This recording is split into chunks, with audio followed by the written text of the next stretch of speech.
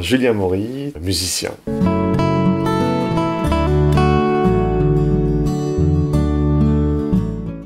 La musique, c'est déjà génial d'en vivre, c'est mon boulot, j'aime ça. Mais j'écrivais des textes donc pour les chansons que j'écrivais, qu'on composait. Et j'avais envie de longueur. J'avais l'idée pour 100 minutes. Donc je me suis dit, voilà, j'ai diminué un peu la quantité de travail en musique pour me laisser plus de temps pour l'écriture.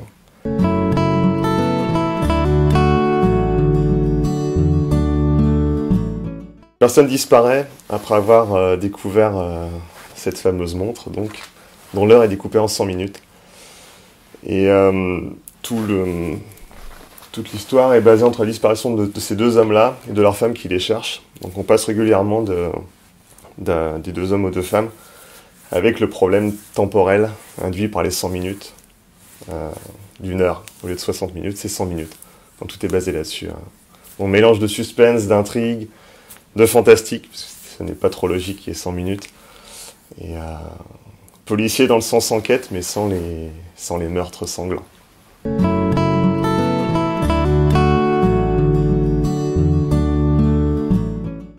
Ben, je voyais en dédicace, quand j'étais en dédicace pour 100 minutes, je voyais des gens passer soit en bibliothèque ou en espace culturel, et je retrouvais des similitudes, beaucoup de similitudes entre certaines personnes.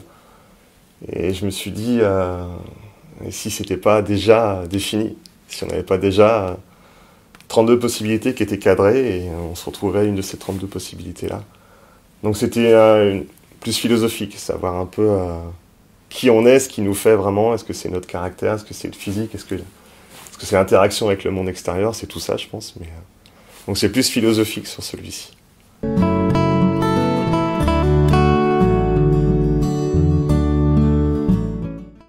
C'est vraiment... faut quelque chose qui tienne en haleine. J'ai besoin d'un mystère, j'ai besoin d'action, j'ai besoin de rythme. Et donc ça se retrouve dans les deux cahiers du mystère, parce que c'est notamment dans 32 possibilités, l'aspect psychologique et philosophique, diraient certains, de savoir, voilà, c'est une question existentielle, peut-être que je me suis posé, et de savoir ce qui nous fait, ce qu'on est, pourquoi on fait ça. Donc c'est un mystère, on n'en sait rien, je ne sais pas si on le saura un jour, c'est le mystère de la vie.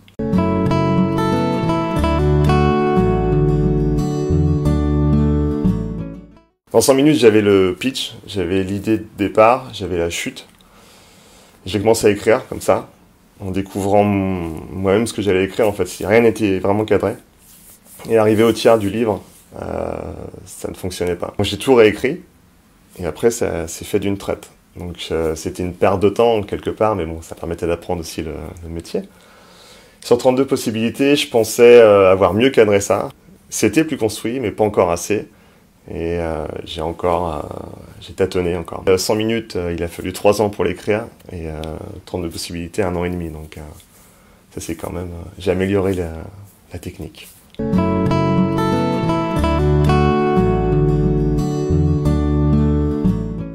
L'auto-édition, faut tout gérer de A à Z. C'est énormément de temps, mais on est maître de ce qu'on fait. Et sur tous les processus, que ce soit l'écriture, la mise en page, la correction, la conception graphique, tout. Et Bookalis, parce que c'est d'eux dont il s'agit, me suivent, me donnent les grandes lignes, les grands conseils, assez généralistes, mais ils sont là quand même pour m'aiguiller. Ça demande, c'est gratifiant quand ça marche, mais en même temps, dans tous les niveaux, parce qu'on apprend des nouvelles... faut être écrivain, faut être concepteur graphique, faut être webmaster, faut être représentant, faut être commercial. Enfin voilà, c'est tout quoi. Faut faire tous les boulots. Mais j'ai toujours aimé ça, donc voilà. Au moins voilà, c'est moi qui gère le truc de A à Z. J'ai fait une formation en accéléré de tous ces métiers en fait.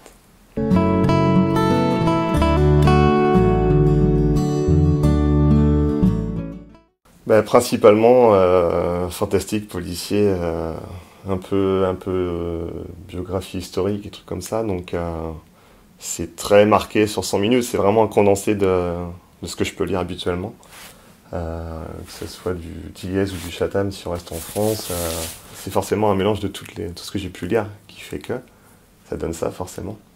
Mais c'est ce que je regarde en film, principalement, c'est ce que je lis principalement. Donc ça se retrouve dans mes livres. Le mélange fantastique, enquête, intrigue et twist.